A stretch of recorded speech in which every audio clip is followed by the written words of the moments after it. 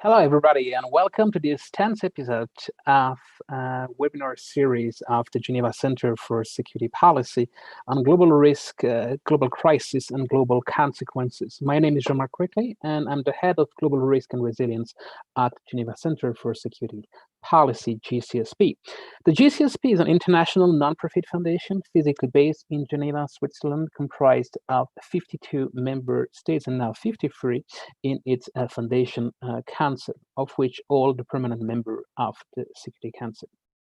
The GCSP missions are to promote peace and international security, prepare and transform individuals and organizations so they can create a safer world, as well as educating people in security policy. We are impartial, independent, and inclusive. The center does achieve its objective through several tracks, through executive education, research, public discussion, as well as innovative fellowship program to executives in transition. The community has grown substantially over the last years, and we are now reaching more than 8,200 alumni around in 165 nations around the world. When we started this webinar series 10 weeks ago, the coronavirus was approaching 1 million infection and more than 48,000 people, almost 48,000 people had passed away. This week, we are more than 6.5 million infections, so 6.5 more than 10 weeks ago, and more than 386,000 people passed away worldwide, so more than 8 times 10 weeks ago. And as you remember last week, the United States scoring the most dead with more than 100,000 this day. Today's topic is very important and has to do with UN peace operation. We have a very distinguished panel. First, we'll have my colleague, Ms. Annika Helding-Norberg. She's the head of peace operation and peace building at the GCSP. She will talk about the political and strategic consequences of the COVID-19 on peace operation. Then we'll have Mr. Luis Correa, from UN police advisor from New York headquarters, and he will talk about strategic and overall perspective of UN peace operation, also highlighting the role of women. Then we'll have Ms. Natasha Ritsko, coordinator of the UN panel of experts on Somalia and also a GCSP global fellow. She will talk about the need to strengthen conflict analysis for peace operation, looking specifically apparently at Somalia. Then we'll have Mr. Ralph Mea, GCSP Executive in Residence Fellow, as well as non-resident advisor to the International Peace Institute, as well as a former UN civil servant at the DPKO, Department of Peacekeeping Operation.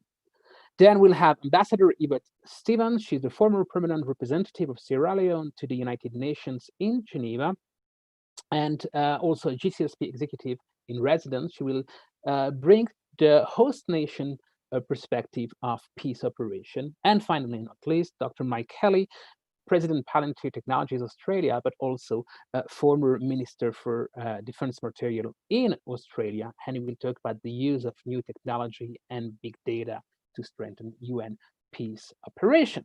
So today we managed to gather people on 14 different time zones that spread from 10 in the morning to midnight. So quite an achievement. And this is also one of the advantage of using digital technologies. According to the Stockholm International Peace Research Institute, SIPRI, that published an update about its peace operation fact sheet last week, while the number of UN and non-UN multilateral peace operation increased slightly in 2019, with one additional peace operation for a total of 61 multilateral peace operation, the number of personnel deployed in this operation decreased. The data showed that the number of personnel in multilateral peace operation, including military, police, and international civil personnel, decreased by 4.8% from 31st of December 2018 to 31st of December 2019. The decreasing personnel number can be explained by reduction in and of closures of a number of large operations in recent years, with a successor operation being of smaller size. While the number of personnel serving in all unit operations decreased in 2019, the number of proportion of women deployed in them increased. On the 31st December 2019, women accounted for 5.3% of military personnel compared to 4.2% a year earlier, and 15% of police personnel compared to 13% in 2018. CIPRI estimates that on the 31st of December 2019, the 10 largest multilateral peace operations accounted for 90% of personnel deployed in multilateral peace operations globally. 7 of the 10 largest operations were conducted by the UN, and 7 were operating in sub-Saharan Africa. AMISOM, the African Union mission in Somalia, is the largest operation. Although the number of personnel deployed in sub-Saharan Africa decreased by 5.8% in 2019, sub-Saharan Africa still accounted for 71% of all peace operation personnel. While sub-Saharan Africa maintained the highest number of peace operations and personnel overall, the data indicates also a slight shift in attentions towards the MENA region, with 2 new peace operations, an EU-led operation in Libya and a UN-led operation in Yemen in 2019. Meanwhile, the data also indicates that fatality rates were low in all UN peace operations, except for the UN multidimensional integrated stabilization mission, MINUSMA, in Mali. There were 28 personnel fatalities attributed to malicious acts in UN peace operation in 2019, 1 more than the previous year. And of these hostile deaths, 23 were uniformed personnel, of which all but 1 were deployed with MINUSMA. The fact that most of the deaths are in MINUSMA have to do also probably the fact that this operation is tied to, linked to international counterterrorism strategies in the Sahel. When it comes to troops contributing countries, we can see that Ethiopia topped the list. The United States is the 2nd largest contributor, but a very poor contributor to UN peace operation. Its biggest contribution is in NATO-led resolute support mission in Afghanistan. The remaining top 10 contributors are located in sub-Saharan Africa as well as South Asia. So the question is, how is the COVID-19 crisis impacting these dynamics? We've seen that on the 23rd of March this year, UN Secretary General Antonio Guterres called for a global ceasefire. He reiterated his call in the 3rd of April. Unfortunately, due to different view, the US and China, no global resolution could actually be adopted. And during that time, between March 23 and May 15, more than 660,000 people around the world had to flee their home. And so the question, how will this dynamic impact peace operation? Is the COVID crisis, will the COVID-19 crisis make the situation worse, and will this improve this? To discuss this question, we'll start with my colleague, Annika, and Annika, the floor is yours, so the mic is yours. Thank you very much, Jean-Marc, distinguished panelists, ladies and gentlemen. The impact of COVID-19 on UN peace operations, from chaos and crisis to purposeful transformational change. Is it possible? Well, what we do know is that the onslaught of COVID-19 has brought disaster and devastation on a global scale and in its wake. We also know that we are on a certain path towards global recession or even depression, with tremendous socioeconomic consequences, surging poverty and accelerating fragility and instability all around. The impact of COVID-19 on UN peace operations has been and still is massive, when missions, despite everything, remains committed to delivering on their mandates while seeking to protect both their staff, but also the people that in the countries where they serve. Most attention now is rightly put on how to adapt to the immediate and the challenges of the day. However, in the midst of crisis, what do we know or what do we think can be the medium or long-term impact on UN peace operations? And how can we, if at all, achieve purposeful transformational change? And how can it be generated in the months and years ahead? What will be the requirements for peace operations in a pandemic world? How should the next generation of peacekeeping look like? The most commonly held assessment today is that it is fairly likely that we will witness a significant drawdown in political, financial, and personnel support for UN peace operations as the impact of COVID-19 sinks in, and as the world will be busy just coping, keeping socioeconomic pressures and unrest at home at bay. Countries may also be less ready to risk their own peacekeepers contracting the virus in faraway places. So what are we looking at? Well, either we will see a completely unprecedented and sustained marginalization of peacekeeping for the reasons I just mentioned. I'll come back to this one later. What I believe, however, is more likely is that despite the current overwhelming strains on the international system, UN peacekeeping was born out of crisis and necessity in 1948 and has since gone through several cycles of evolutionary and at times revolutionary changes and transformations. It adapts and it responds to shocks and crises, whether they are political, financial, or practical. This is what defines UN peace operations. So take the financial crisis of 2008, for example. Initially, it generated a contraction in commitments. But then, given that the global destructive impact around the world of the very same crisis, the need for peacekeepers returned. And after having gone through a steel bath of reflection, critique, and adaptations, the number of peacekeepers increased again to peak in 2015. So I suggest that much of what UN peace operations practically do today, the core purpose, the core business of UN peace operations, will still be, if not more, needed in a pandemic future,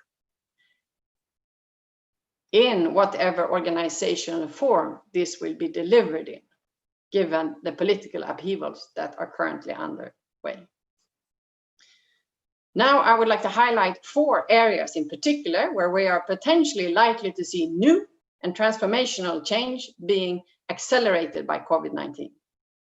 It is about new geography, new expertise, new resource allocation and streams, and all of which will be impacted by the number 1, the new politics. First, the geographical space, the where, and the potential re-globalization of UN peace operations in the decades to come. In recent years, UN peace and operations have become increasingly concentrated in Africa. Currently, 85% approximately of the UN peacekeepers are serving in Africa. However, the pandemic is causing havoc, recession, poverty, and unrest on a global scale across most of the continents. So the risk of violence and conflict well beyond Africa is increasingly likely in the future. Another example of potential new peacekeeping needs stems from climate change. Global warming is opening up access to the Arctic regions, which to date has essentially been spared from conflict. This may change in the future if conflicting interests related to competition about natural resources would become more aggressively pursued and volatile. The second item, the new expertise, or rather the further specialization and diversification of expertise that is required. We have come a long way since the military peacekeepers with a pair of binoculars patrolled the Golan Heights in 1948. And since then, the concept of peace operations has evolved and become much more specialized. Today, there's a whole range of civilian, police, and military roles and functions and missions that require a much more diversified unified sets of skills and competences. So in the light of COVID-19 and building on experiences from UNMIR, the UN mission for Ebola emergency response in West Africa 2014 and 2016, and with future pandemics likely to occur, conceptual development of pandemic prevention missions, and also what could the role of pandemic peacekeepers entail. That is something that should be explored as a matter of priority. Another topic that has really come to the forefront is the importance of strategic communication, the scale, the sophistication, and the centrality of strategic communications for mission mandate delivery. In a pandemic world, has become the one overwhelming realization of being an absolute core component and mission essential capability. Different from only a few months ago, we are today living on a different planet. And UN member states need to support the UN to act to be able to at least keep up with the changes that have revolutionized the way in which we work, live, and deliver today. Third aspect, resource allocations and possible funding and personnel streams. Here, major changes are likely. Given that the United States is leaving one Bretton Woods institution after the other, most recently the WHO, that indicates that the US is probably no longer willing to be the supreme paymaster for UN peace operations. So, will other countries step up to compensate for a lower US contribution, like China has been doing in recent years? Or will they take the opportunity to follow suit and draw down as well? Time will tell. But to mitigate this, with better use of new technologies and by reassessing how personnel, roles, functions, and their locations can be better utilized based on what we have learned when mitigating the initial impact of COVID-19, this could possibly compensate for some of the possible shortfalls in funding. On the personnel side, the bulk of troop and police contributing countries, they tend to change every 2 decades, often in the wake of a major political crisis or kind of post-crisis realignment. So we are yet to see what the long-term implications of the COVID will be on the possible kind of tectonic shift of who the top contributors will be. But this also leads me to the fourth and final dimension, the new politics of polarization. At the end of the day, it's all about politics. The current crisis can be turned into an opportunity for reflection, critique, adaptation, and innovation, making UN peace operations fit for purpose in the new pandemic world, if we so desire. However, if politics, and most notably the UN Security Council and the UN system goes from lockdown to deadlock, then the future for UN peace operations, as we know it, looks rather bleak. A worst case scenario, when agreements on missions are not possible, then we may need to revisit the lessons from the missions which we were inspired by UN peacekeeping, but agreed outside the UN political framework, such as the MFO, the Multinational Forces of Observers, or the TIP, the Temporary International Presence in Hebron, a small number of concerned countries agreeing to co-fund and co-deployed peace missions for a specific purpose and inspired by the UN. If this is where we're heading, at least there is now a wealth of UN best practices, concepts, and guidelines, like the strategic guidance for international police peacekeeping, which has really become a global guidance for all types of police peacekeeping, regardless of the nations or the organization. And there's other type of guidance in other areas, and these can, of course, both support these possible new solutions or situations when political agreement is not possible, but as well, of course, to support what I really hope will continue to be the main effort, which is the UN peace operations. Thank you. Thank you very much, Annika. I mean, you raised really good points. Basically, what you mentioned was that it's not the first time UN operations are going through ups and downs, and UN operations adapt. You mentioned 4 dimensions: new geography, new practices, concepts and skills, new resources allocation, as well as new politics that could lead if we see increased polarization, it could lead to a bleak future. I guess that some of this, your point, especially in terms of resource allocation and new technology, will be taken on later by other speakers. So I move now to New York. Luis Carrillo, the mic is yours. Thank you very much, distinguished colleagues, panelists, distinguished listeners.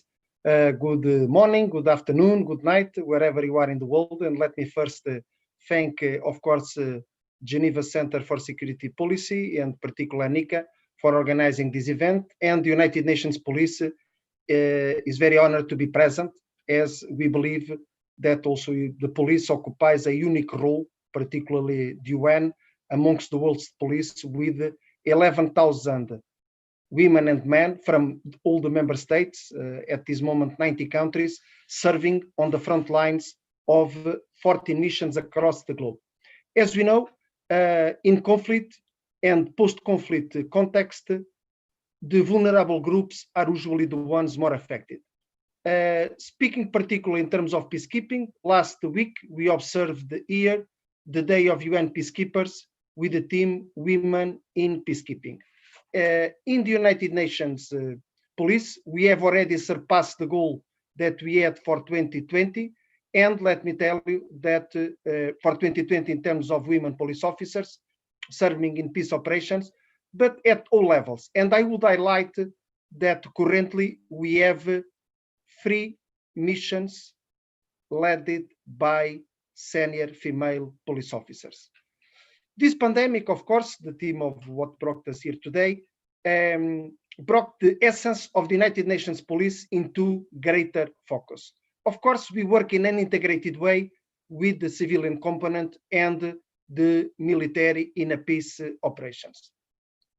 But the United Nations Police and the police, we are often amongst the most visible representatives of the UN in the countries where we are deployed, as we as first responders, we cannot telecommute.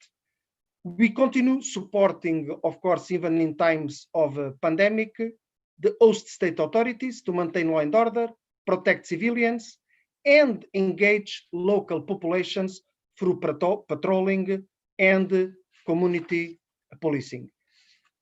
Today, we are here to discuss the future of peace operations post-COVID-19. Recognizing the scope of the threat, as you know, our Secretary General in March called for a global ceasefire to harness attention and resources for an effective response. And particularly, 4 key objectives were stressed for the peace operations. Continue to support national authorities in their response to COVID-19, protecting our personnel and their capacity to continue critical operations, ensuring that our own personnel are not a contagious vector, and helping to protect the vulnerable communities and continue to implement mission mandates. Of course, our immediate steps were to quickly reprioritize while continuing to fulfill our mandates. So from Haiti to Cyprus, Central African Republic to Democratic Republic of Congo and Mali, South Sudan, and many other settings, we enhance our awareness raising. We also enhance the provision of personal protecting equipment to the host state police, but also to the communities, assistance with the contact tracing and decontamination of public spaces, and the delivery of medical supplies to our host communities. Our women police officers play a key role as the women play in the communities. In our mission in Darfur, our women officers are dedicating almost half of their time during the pandemic to community liaison activities with women and youth networks and community groups in order to identify abuses and provide necessary support. We have performed all these despite some challenges. Rotations of uniformed personnel have been suspended to the end of June, and some of our own officers have tested positive for COVID-19. We have now started already thinking the way ahead and how we can continue to deliver our mandates at the same time that we protect the communities. Our physical presence helps to reinforce trust with communities and engage directly with host state counterparts through operational support, collocation, and training. The pandemic has exposed challenges to this approach. We have no choice but to explore different working modalities, including physical policing with the personal protecting equipment, remote investigations, virtual training, mentoring, and coordination meetings. There is always the potential COVID-19 to be used to enact restrictive and sometimes harsh measures to clamp down on the civic space and freedom of expression. Police, United Nations police, and host state police plays a key role in terms of the international democratic policings. This past week, we have seen a wave of protests around the world. They are a reminder that we all must address all these crises with full consideration for the principles of legality, necessity, proportionality, and non-discrimination, particularly in peace operations. Through our standing police capacity and together with the Office of the High Commission for Human Rights and UNDP, we have been training services in non-mission settings to integrate the promotion and protection of human rights into their operations amidst COVID-19 and will undertake similar efforts elsewhere. I would also invite all the attendees to check in our webpage the efforts that have been made in this, particularly the guidance and the flashcards. In some conflict settings, armed groups and criminal gangs are exploiting lockdowns and new operational limitations on our missions to further consolidate their positions. In places like Somalia, terrorist groups also see a window of opportunity to strike while attention of most governments is turned towards the pandemic. We are also working with the UN Office of Counterterrorism in some settings, looking to establish fusion cells to help support counter-terrorism coordination capacity.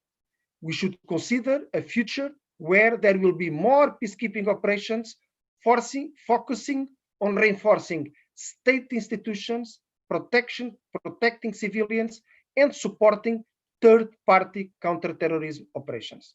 Ladies and gentlemen, greater internal demands and shrinking budget for member states will inevitably lead to fewer resources and for a new way of UN policing. We have faced other major challenges in the past, and we strongly believe that peacekeeping and UN policing particularly have proven to be both resilient and flexible, at the same time valuable, given the variety of current missions. From large multidimensional peacekeeping operations in Central African Republic and Mali to smaller target political missions in Colombia and Yemen. That said, we must continue to adapt and evolve. Our Secretary General has called UN Police to act as a system-wide provider and to strengthen interagency cooperation on policing. In support of cross-pillar approaches and in line with the Secretary General reform agenda, the United Nations Police are already engaging across the entire spectrum of peace operations, from conflict prevention to peacekeeping, peace building, and peace sustainment. In response to the increased demand, we have deployed in a very systematic approach to non-mission settings. Through the ongoing deployment of the strategic guidance framework for international policing, or our police doctrine, and the UN police training architecture, we are demonstrating our cost effectiveness and cost efficiency in bringing provision of operational support, always in partnership with our colleagues, African Union, European Union, OSCE, Interpol, and many other member states. Finally, women play a key role in UN peacekeeping operations. The UN police will continue working to advance the organization efforts to increase female representation in all sectors of society at all levels, because simply more women in peacekeeping means more effective peacekeeping. Finally, a plea for the Action for Peacekeeping initiative that our Secretary General put in place together with almost all the member states. Let me conclude by saying that the pandemic is an opportunity to reinforce, not retreat from multilateralism. After all, we are together in all this pandemic, and we need together to overpass it. Global security challenges require global policing responses, and the United Nations police epitomize multilateralism in action. Thank you very much. Thank you very much. To end on a positive note, to use this crisis as an opportunity to improve and develop more the role of policing in a peace operation. You mentioned a couple of very interesting points, especially that future operation will have to deal with reinforcing states' institutions, protecting civilians, and also contribute to third-party counter-terrorist operation. You restated the principle of non-discrimination, legality, legitimacy, and proportionality, and also the role of women, the important role of women in improving peace operation. Now, the next speaker is Natasha Ritsko.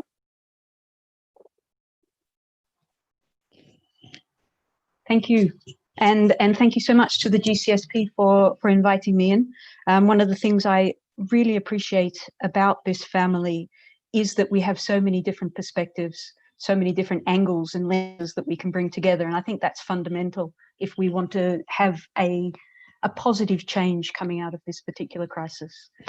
What I wanted to do is bring it down a little bit to the practical level and give you a taste of what's operationally happening in Somalia at the moment, and then speak a little bit more about where I think there needs to be some radical change in how we approach our analytical capabilities. And maybe, if I have time, a couple of quick points on some of the experiences of having moved to this telecommuting world that we have. And so just really, I guess, to remind people, Somalia at the moment is a place in absolute flux, as it has been for some time. Ongoing challenges with poverty, weak health systems, the largest locust swarm in 70 years. I think floods in the last month have displaced an additional 400,000 people. There are ongoing community divisions at the village and at the state and federal level. You have upcoming elections that are again disputed. Al-Shabaab has an ongoing presence and ability to control areas and people, and you have COVID-19. So it's a crisis that has maybe hit us in the West in a powerful way because it's changed our fundamental lives.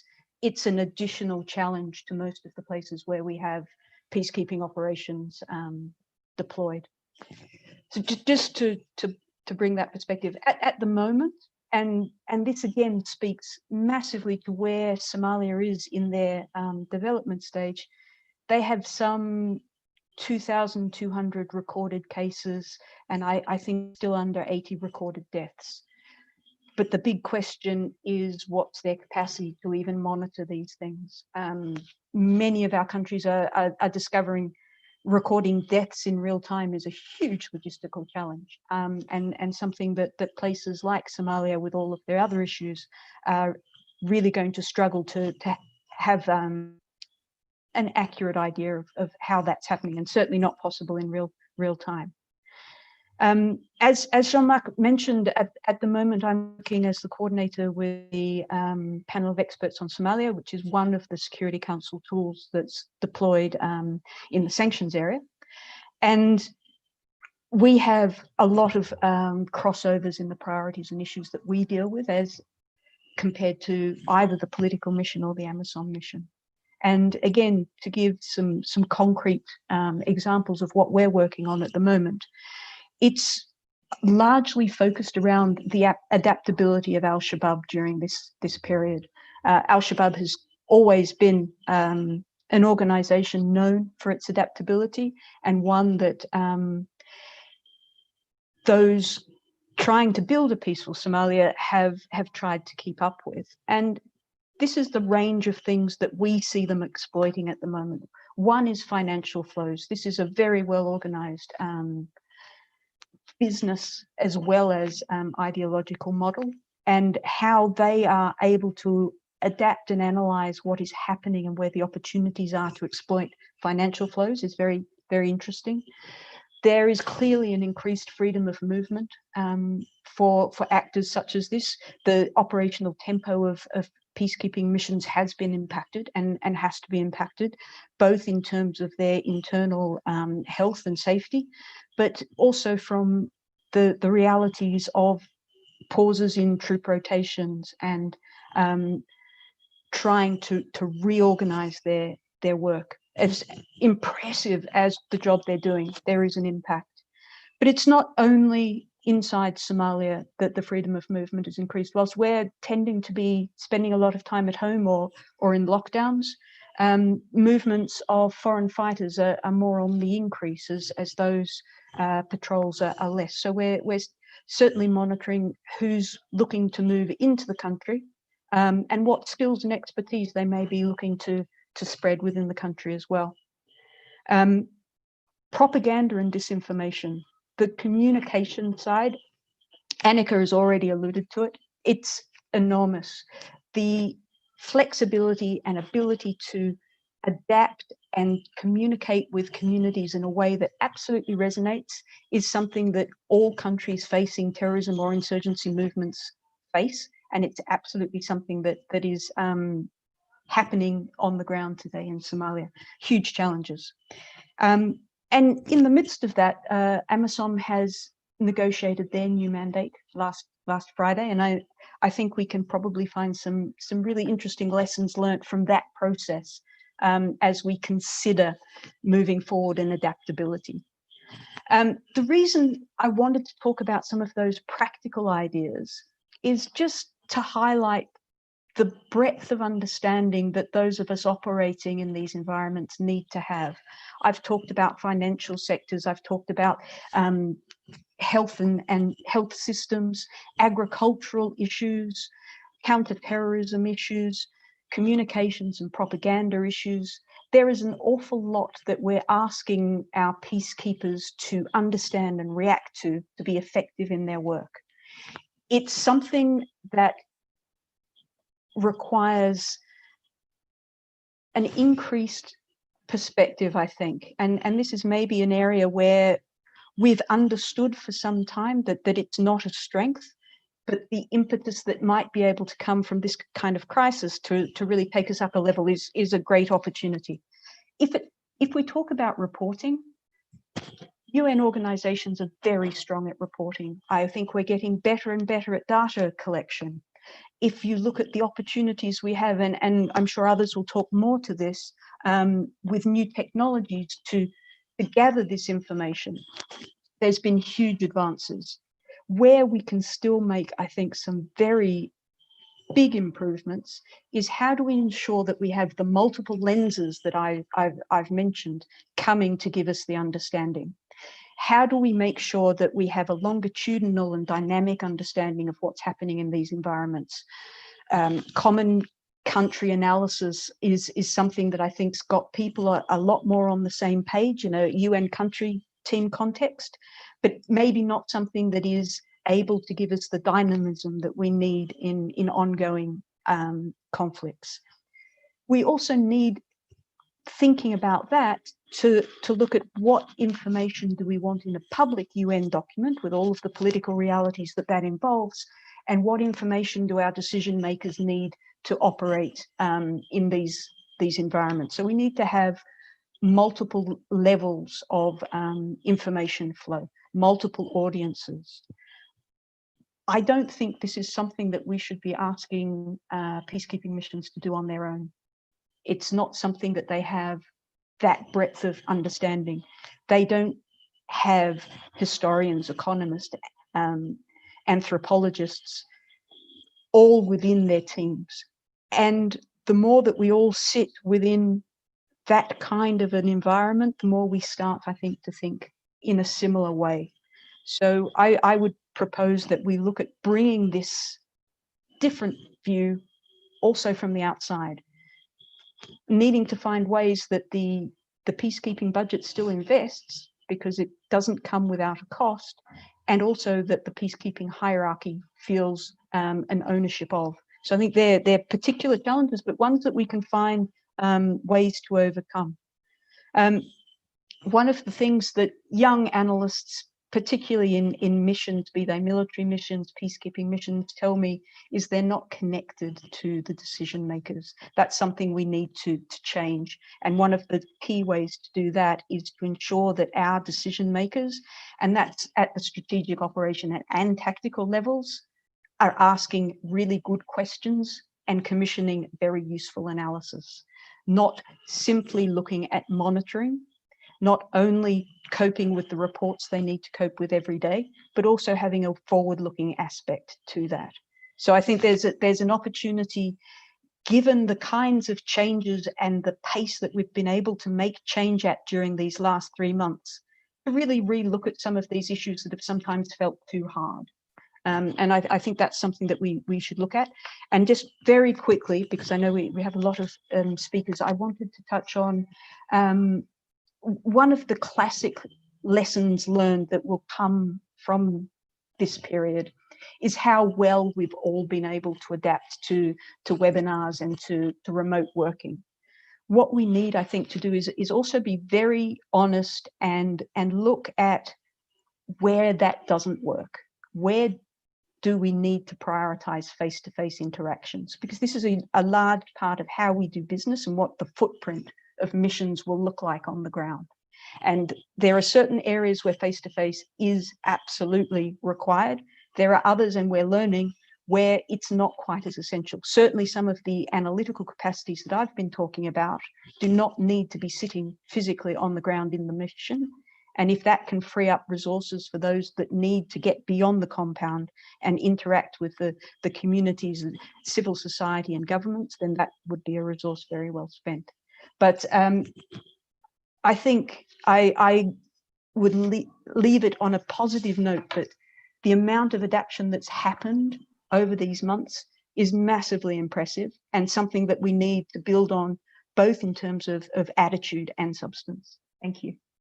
Thank you, Natasha. So very interesting case study of Somalia. You highlighted the adaptability of the people on the ground, especially Al-Shabaab, so the Al-Qaeda affiliated group in Somalia. We've seen increasing freedom of movement of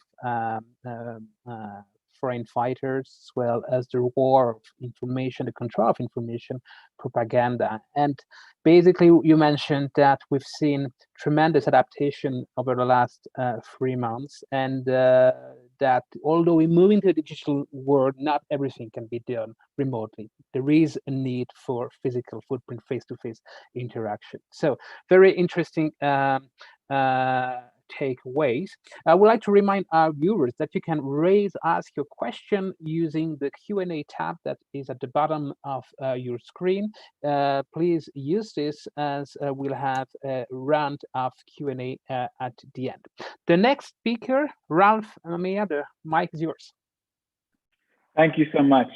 Thank you to the attendees and all of the panelists. Pleasure to be here. I really enjoyed Annika's opening, and I think I'm going to use, Annika, your structure to reply to a bit, rather than work off of the notes I prepared, mostly because I agree with most of what you said. I think that the the bottom line is that COVID, I think, is an accelerator more than a dynamic that's going to change peacekeeping in itself.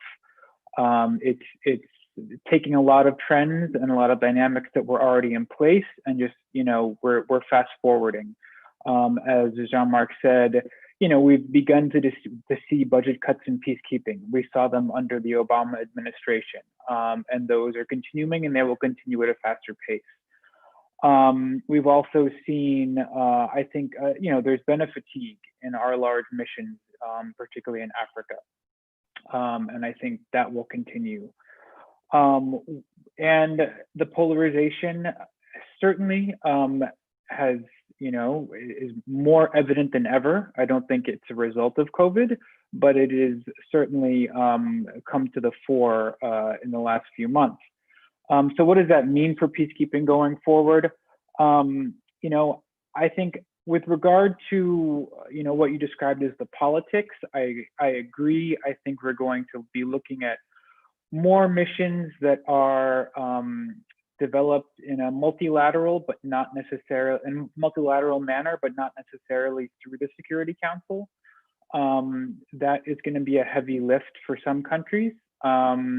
I think that Africa is actually quite well placed. The AU has a great deal of experience in this already. Funding, of course, will remain an issue, but that is something that they can get and assist with. I think it's going to be more difficult for other parts of the world. I think the Middle East is one that Jean-Marc highlighted. It is going to be more challenging to find multilateral cooperation there. That may be an area where the UN's good offices remain extremely important.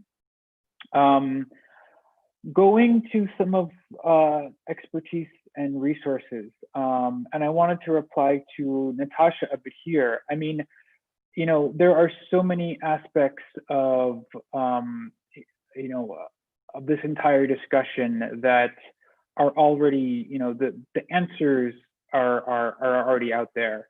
We have had 20 years of thinking on what is wrong with peace operations and what needs to be done to fix them.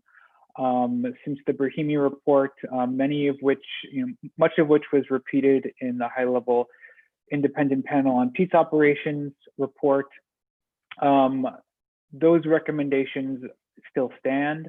They still make sense. We need missions that are more flexible, that are more people-centered. I think, Natasha, a lot of the challenges that you raised, the kinds of expertise we need in our missions, is totally correct. I think it's something we also could achieve with the right mechanisms in place. If we treated peacekeeping staff more like agency staff with more flexible contracts, the ability to attract, high-level experienced consultants. I think that there's a lot more room for innovative thinking here. That is going to require lifting some of the political constraints in New York, constraints decided by member states, not necessarily by the Secretariat. And I think that's an important point to highlight. Not that COVID and the budget cuts couldn't serve as an important incentive for the Secretariat, because I think that there are some entrenched positions that we can push things along. I know that EOSG is thinking seriously about ways to really innovate peacekeeping, and I think in some respects even beyond some of the ways we're talking about here. What does peacekeeping for the future look like? Traditional peacekeeping missions were neutral observers. That seems to me a less relevant capacity in an age where knowing what's going on the ground, is the province of spy satellites and signal intelligence, and so many capacities that are, much more effectively carried out by governments. We don't necessarily need a soldier on the ground to tell us whether a ceasefire has been violated. Not that the UN's neutral and impartial status is no longer necessary, but I think that that basic idea of boots on the ground may have to be rethought. In addition to that, of course, is the idea of hybrid warfare. Having a soldier monitoring a ceasefire line does not do you much good if it's a cyber attack we're talking about. At the same time, I think that the multidimensional missions we've seen in the last 2 decades are also going to have to be rethought. Those missions were often, I think, conceived of as platforms. We often heard of Christmas tree mandates, in which the mission was tasked to do a whole range of things. There is, I think, fatigue with that, not only because the success and the results are questionable, but also because it's proven very expensive. Looking at how to do some of those things in a more efficient, more flexible way is going to be important. And I think when it does come to our boots on the ground, and I think there will be a role for that going forward. We're going to have to recognize, I think if there's one lesson I've learned working on peacekeeping, and particularly on the protection of civilians in the last decade and a half, is that it is very difficult to get your personnel to put themselves in harm's way, or at least their capitals to put them in harm's way, if there is not some national interest involved. And so, the traditional concept of disinterested peacekeepers is going to have to be reconciled with the idea of more dangerous missions. And finally, I did want to touch on some of the most important capacities that I think have to be developed around the civilian staff. We can still do protection. We can still promote human rights without 15,000 troops. We are going to need to look more to the monitoring and reporting that some of which Natasha spoke to, the mediation and good offices that go on regularly on the ground in missions all around the world, but I think do not get the attention and really the professionalization that they deserve. These kinds of activities are going to need to be focused on more than I've seen within the organization in recent times. And finally, I think on communities, we are going to need to focus more on community engagement, not only in peace operations, but also for the UN as a whole. So let me end there. Thank you so much. Thanks, Ralph. So you also raised some points about the future of peace operation. You highlighted that some traditional tasks like monitoring a border can actually be automatized and do by technology, whereas there should be maybe more attention to be paid to the role of civilian staff and community engagement. So it's in line with what we've heard so far about not trying to reinvent the wheel, but adapt. The next speaker, Ambassador Stevens, Yvette, the mic is yours.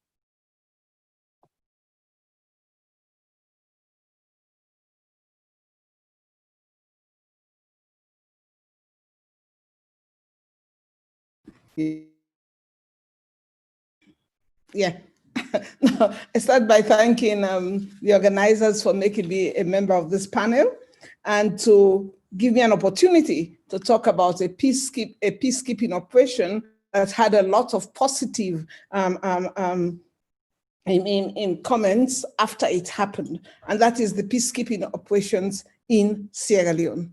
And I wanted to look at this in terms of looking at what happened in terms of UNAMSIL in Sierra Leone, and also as a sequence to that, to look at to bring to the fore human rights issues also, because it was extremely important in the operations of UNAMSIL in Sierra Leone, and also how these human rights concerns could be taken into account both now in peacekeeping operations and also in terms of looking at the implications of COVID-19.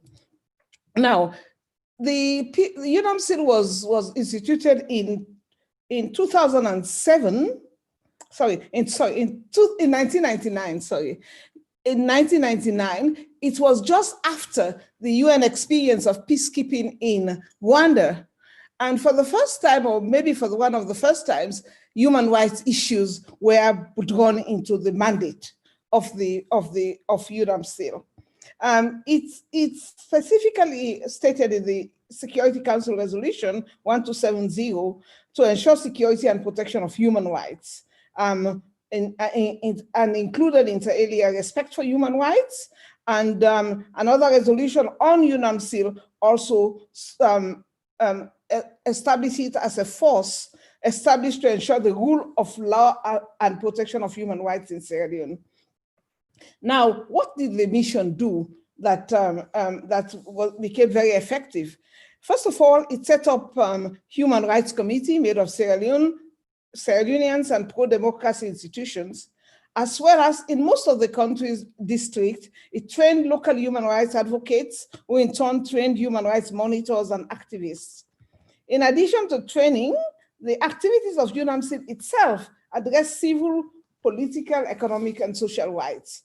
So it was not a peacekeeping operation in which the main thrust was on monitoring and observing, but actually being involved in the looking at human rights issues and in addressing human rights issues. So in addition to looking at the civil and political rights, disarming tens of thousands of fighters, assisting in holding national elections, disarmament and demobilization of soldiers, and assisting in the voluntary return of more than 500,000 refugees and internally displaced persons, and the training of thousands of police personnel, and the construction and reconstruction of dozens of police stations.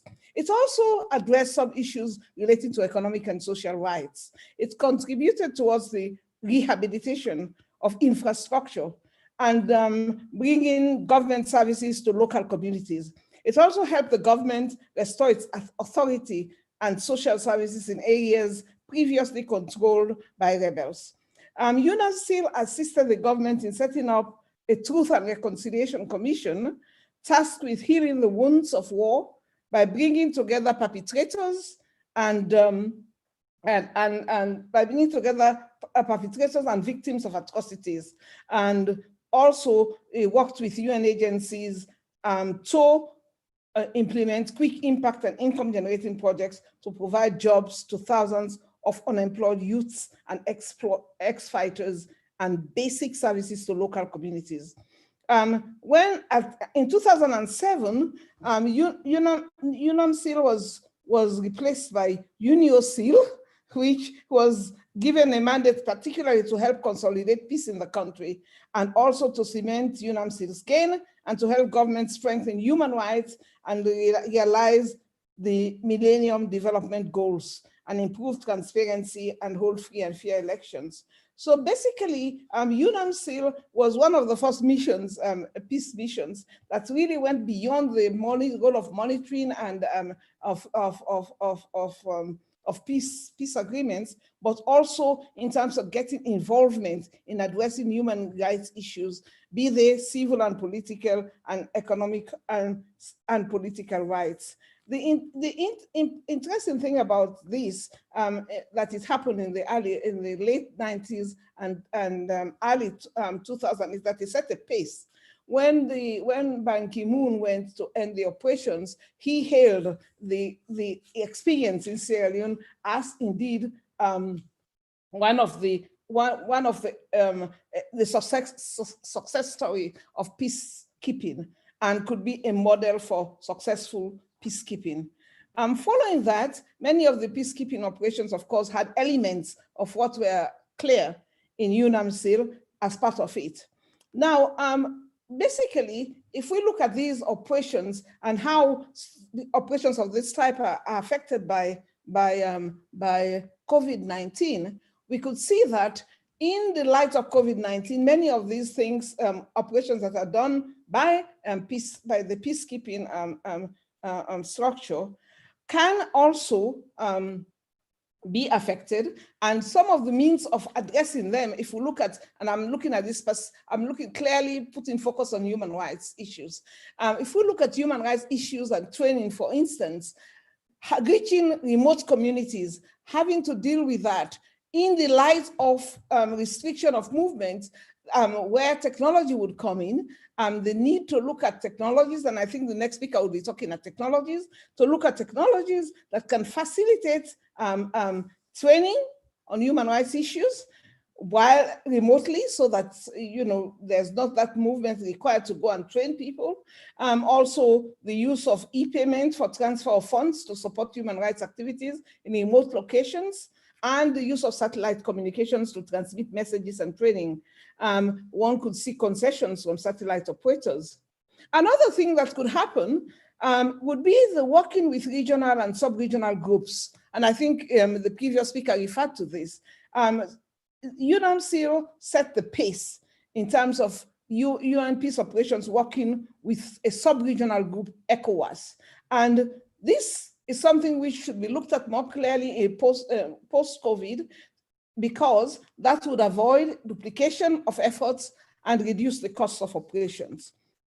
Now, the peacekeeping in Sierra Leone revealed the importance of the human rights approach to address inequalities in economic and social rights and the need to build back better. Now, looking at what transformational change could be achieved post-COVID, I looked at this in relation to the whole question of prevention. And excuse me, because I've been working on prevention and I thought it was very valid at this point. It's perhaps a coincidence that COVID-19 came when the whole focus of the Secretary General and the United Nations itself is being channeled towards prevention. And also looking at it in terms of looking at prevention also outside the whole scope of looking at the UN in entirety, looking at all the pillars of the United Nations and how could prevention assist in a period of post-COVID where the resources, as has been stressed, the resources to peacekeeping operation might not be as forthcoming as it used to be. And for me, this gives us the opportunity to at last in the UN take prevention seriously.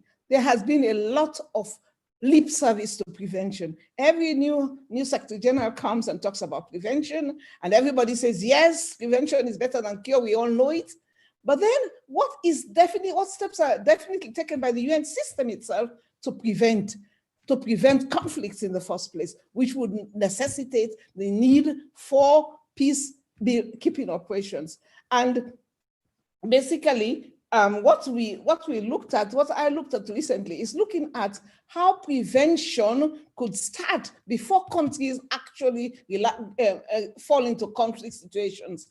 And there we would see that there are many things which would need to be done. And maybe the transformation that we would need after COVID-19 and reduced funding for peacekeeping operations, the major transformation would be a refocus of the attention United system itself on prevention, and starting from human rights prevention, because that's where it all starts. All the conflicts start with initial violation of human rights. It then goes on and on unnoticed until it gets to the point of conflict, and then all the mechanisms of the UN come together to react to it. So the point I'm saying here is that this gives us the opportunity to look at a transformation of the whole system, not just at peacekeeping operations, because this transformation would necessitate us looking more clearly at what prevention could be done. I mean, some of the things which came out of the study which we did recently is that, first of all, there would be a need for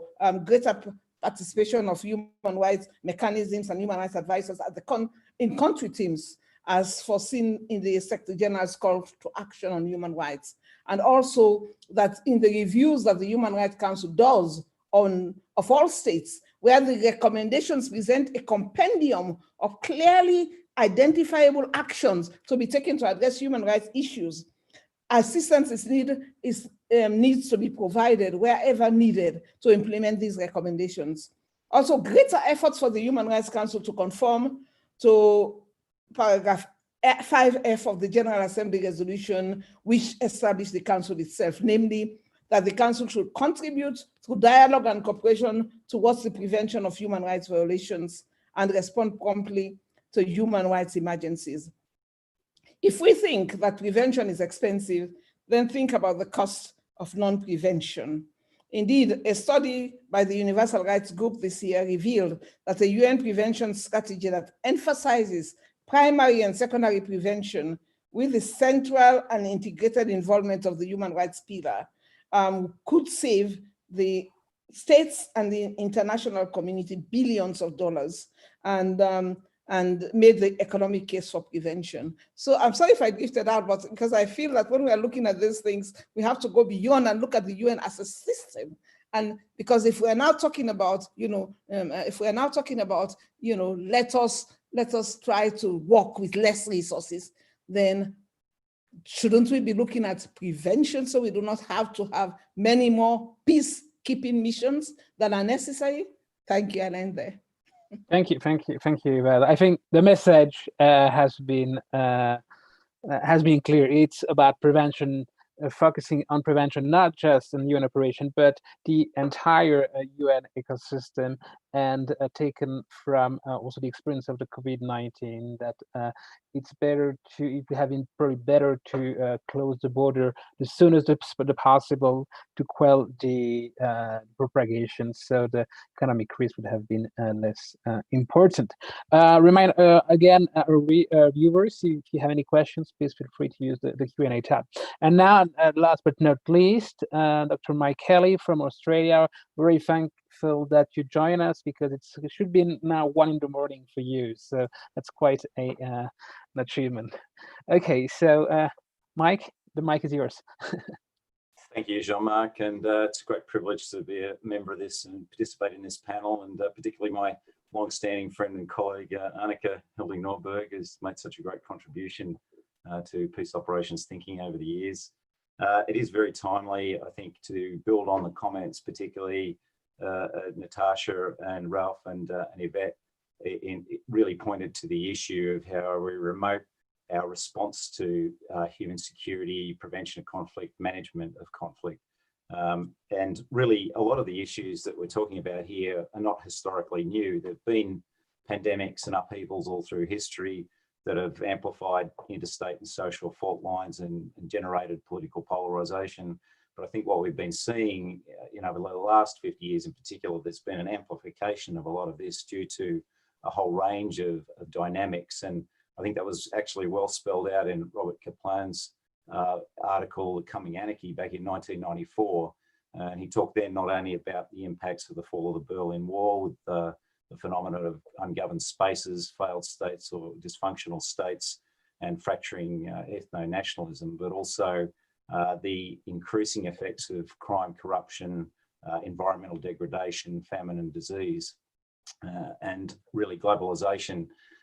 In one sense, when we're talking about COVID-19, is really amplifying the risks and threats of pandemics as well as a dynamic we have to come to grips with. But obviously, we've mentioned the impact financially and the implications of the economic disruption aspect of this. And it's certainly going to exacerbate the problems we experience in building political consensus and putting more emphasis on regional peace support, but also in the mechanisms and means by which we can create these and generate these remote effects, and including in prevention.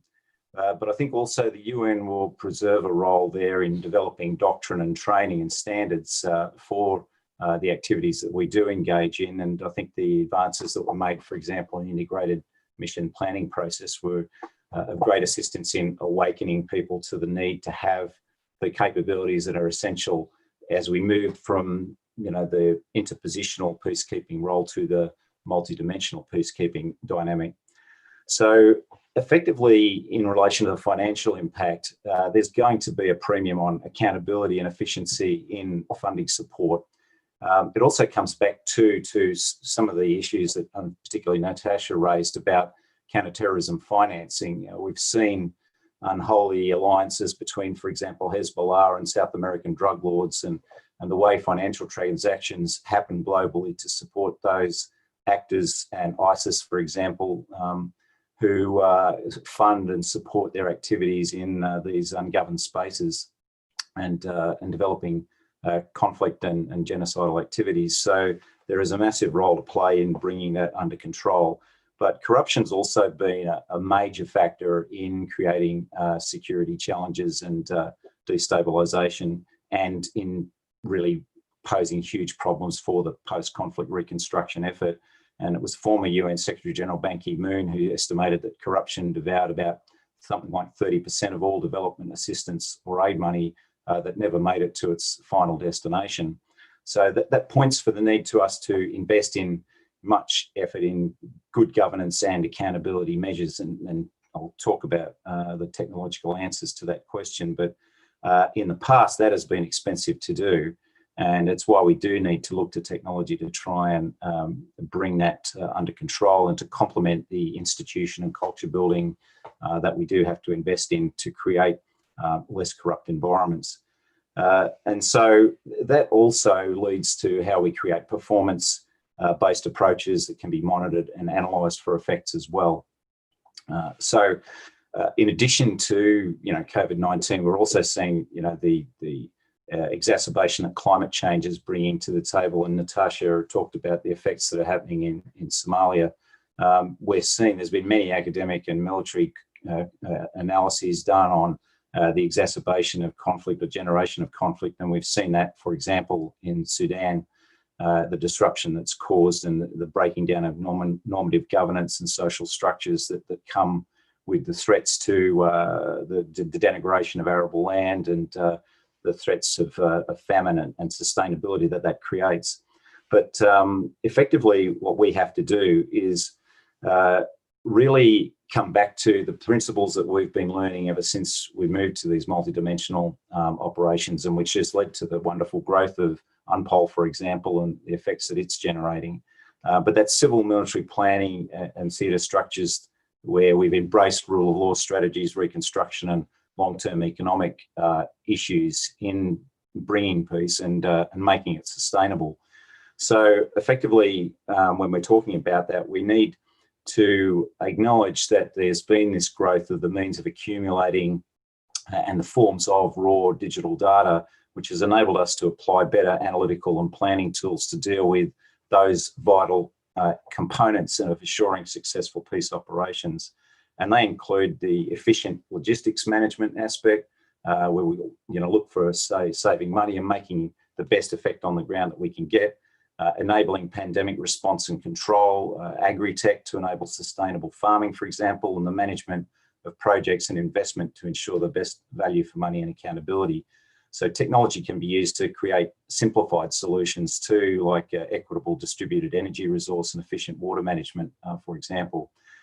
There was mention too of the importance of information operations in all of this, and hark back to the role of Milkalines in the Rwandan genocide, for example, and the use Ideed made of radio resources to achieve his disruption activities. So there is a technological answer to some of those issues which can be used in the preventative phase. We might have been able to use that, for example, in Rwanda prior to the outcome of the genocide there, which might have proved useful. But I mean, the experience of Palantir has been instructive in what we've learned in that space. We've grown from dealing with counterterrorism and conventional operations to understanding that these tools are across almost every field of human endeavour, including child sexual exploitation. We're now running the support systems for the UN World Food Programme, for example, marshalling humanitarian relief for the situation in Syria, the effective management of development projects in high threat environments. So this is where obviously it's a challenge to have civilian staff on the ground in some of those environments. It's a lesson the Red Cross learned in Somalia, for example, back in '93 when I was there, where they remoted their operations eventually from Kenya. But with technology now, using every resource available, you can, for example, understand whether a road you're investing in Afghanistan is actually being built, where the money is going from that project, and what sort of social, economic and security effects are being generated from it. And you can analyse that deeply. And you can also include performance standards in how you invest in the aid and assistance programs that we put into these theatres of operation or post-conflict situations, and in the preventative mode as well. In the military, we now talk about phase 0 of operations, which is a shaping concept which can apply to the beginning and the end of a conflict prevention or a conflict outcome situation.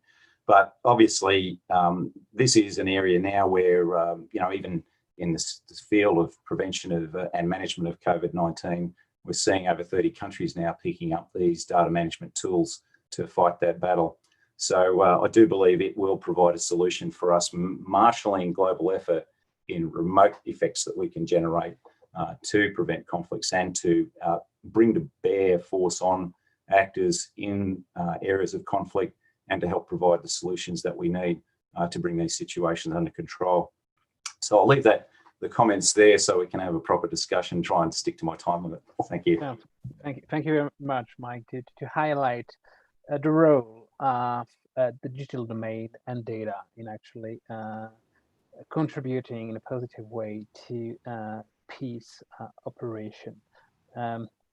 Webinar, the third episode of this webinar series was about the role of technology in during the COVID-19 crisis. We highlighted the positive and negative uses, and data were very important to communicate messages, sort of war of information, but also, for instance, in a positive way to go through this data thanks to artificial intelligence to try to come up with new answers. And I think similar strategies could be applied for peace operation. Ashley, you want to take over now for the Q&A round? Thank you to all the speakers for your wonderful presentations. We have a few questions here that we will try to get through. If you could keep your answers short, that would be great. My first question is actually directed towards both Annika and Ralph.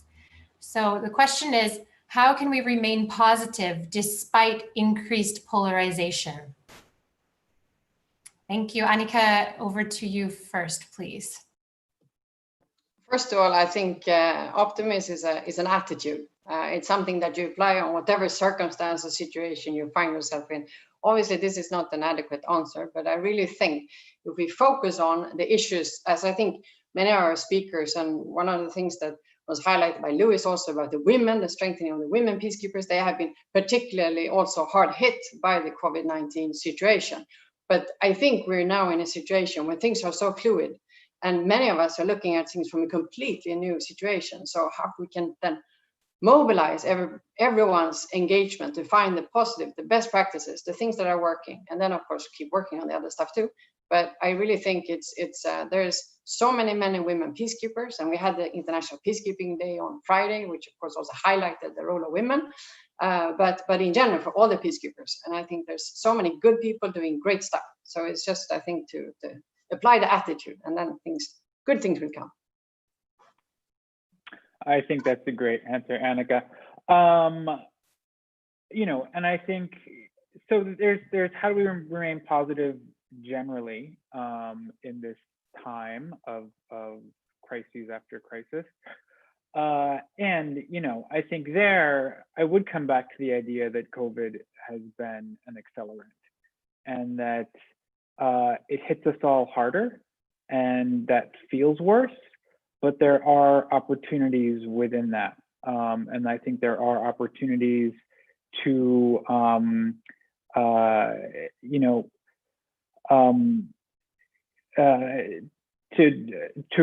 to push forward reforms that frankly have been, on the table for a long time, but have gone, passed over because they were inconvenient. They were hard to put in place.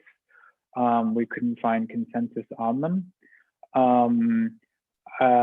Yeah, I think it's certainly, it's not going to be an easy time, but it never really feels like an easy time, right? And I think with regards to some of the protection issues, I really, a lot of people are making comparisons to the Cold War. to what happened to peacekeeping during that period, when really there were no peacekeeping missions, between the mid to late 60s and the mid to late or the early 90s. I don't think that's going to happen again. We really are. We're living in a different world today. In that period, people could be killed by the thousands in East Pakistan, today's Bangladesh, in Cambodia, and it was very easy to ignore it for most of the world. We just live in a different world now. When things like that happen, they won't just be, in people's faces. People will watch them live. We are doing that every day now with all of the horrible things going on.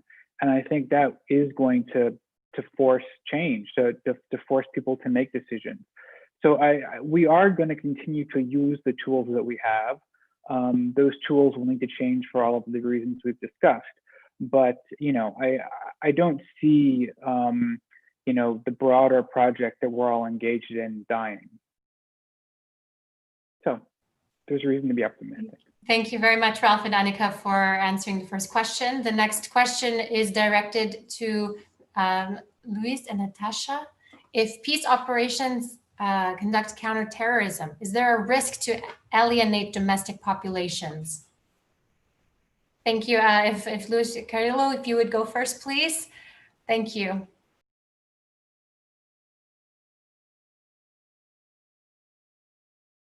I just tried to. No, that's okay. It was the use of technologies in the peacekeeping. So this is one, but of course, on the ground, it's clearly to answer to that question. Let me, of course, the solution for the conflicts, it's always political, and the United Nations with the different bodies, particularly the Security Council, we always act on the base of the mandate that is given, or when we are acting outside of a peace operation with the 2030 agenda and the sustainable development goals, where the police, but all of course the civilian, but particularly the police, plays a key role. When it comes, of course, to the peacekeeping and clearly the role that we can do, I believe that the same way that in a country where we don't have a peace operation, the police plays a key role in the counterterrorism, but to fight counterterrorism is not only we see the gun and we see the end. No, you need, of course, first, the communities need to live in harmony. Let me give an example. I went to Mali to a particular bad area. And the communities, the community leaders, when we met them, particularly the women, they said, well, they came here to us and they ask us, you put the black flag or we kill you. So what we do? We put the black flag on our house. So what I'm saying is, first, community in homeostasis, and clearly community policing, it's key, host state and the United Nations police, but together with the military and the civilian. And then, of course, building from that, to be able to, in a certain way, with all the political spectrum and with the tools that can be used to fight the counterterrorism, not only at the end. Of course, let's make it clear that there is a big discussion that is more political, is not, of course, at the technical level with the police in terms of counterterrorism or not counterterrorism, but our goal in the peacekeeping, police, civilian, and military in an integrated way, working with all the stakeholders, is to make sure that we can de-radicalize and we can offer a better work, a better future for the communities. Thank you very much. Now, Natasha, if you may also answer the same question, please. Thank you. Yeah, please. I think it's a great question. One thing I would start with is, yes, there is always a risk when you have a multilateral intervention into another country. The work that we do is to make sure that those interventions are positive and not negative. There is no way to be a UN peacekeeping mission in a situation where there are active terrorist actions or a broader counterterrorism process without our impacting on that. So we can't silo ourselves totally away. It's one of the, again, I guess going back to my theme, is our depth of understanding about what is happening from the prevention scale right through to the reconstruction period in these actions. Our understanding across that longitudinal axis is absolutely key in making sure that that risk is turned into positive action. So we can't pretend it's not there. Thanks. Thank you very much to both of you for your answers. The next question to Yvette, please, may you give your input on how would you assess the role of the UN in enforcing the global ceasefire? Thank you.